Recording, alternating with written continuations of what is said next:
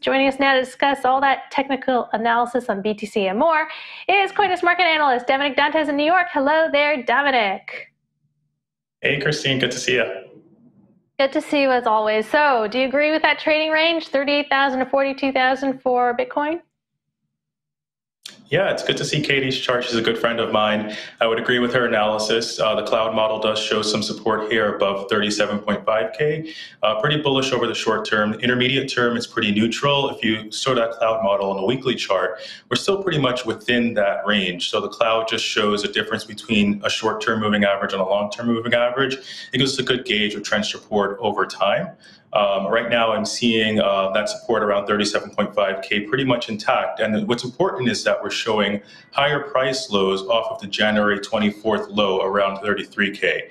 Typically, when you have higher price loads after a downtrend, it shows that there is bullish activity to sort of retrace that downtrend, at least within 50%. We got there almost around the end of March, and then we pretty much stalled around that moving average resistance, which is right around 47K.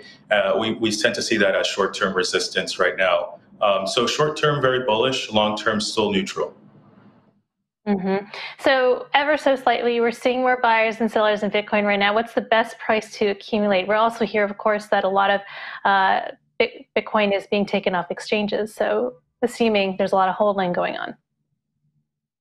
Yeah, so this chart just shows a volume profile. It's fairly complex, but what it basically shows is the cluster of high trading activity on the chart. So over the past year, we've been locked in this long-term range between about 29K and 69K on the top.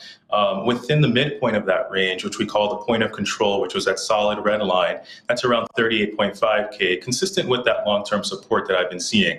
A cluster of trading activities occurring around the 38K to 42K zone, and that's also supported by the on-chain data, which shows that a large number of traders have been trading around that zone. It doesn't necessarily mean accumulation. To assess accumulation versus distribution, we want to look at the ratio of buy volume to sell volume. And on this chart, the blue indicates the strong buy volume, whereas the yellow indicates the sell volume. And as you can see, the sell volume is overweighing or over the buy volume. So it shows that there's been a distribution over the past year rather than an accumulation. And the on-chain data shows that short-term traders have been accumulating around this current support zone. And we know short-term traders tend to be more sensitive to price direction. So they tend to buy and take profits rather quickly, whereas the long-term traders who are mostly holders, they tend to accumulate, or the average cost basis is around the lower end of that range, close to around 30K, which is that long-term support. So, typically when we see these value nodes outside of the trading range, when price either breaks out or breaks down, it can lead to an acceleration of volatility. On the downside, that next support level will be around 27K, and then again at 20K. That's your downside risk. And then the upside is pretty much capped around 50K.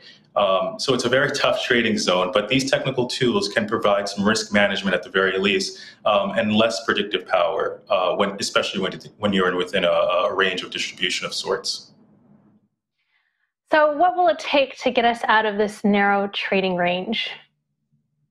You want to see an accumulation, so buy volume overweighing the sell volume and some conviction on the upside, and also momentum to flip positive on the long-term charts. We haven't seen that yet, but if momentum continues to pick up within these short-term trading ranges, that'll show that there's conviction on the upside. All right. Also, Bitcoin performance compared to the rest of the market, how is that going for Bitcoin? That will be another indication of either bullish risk on or bearish risk off.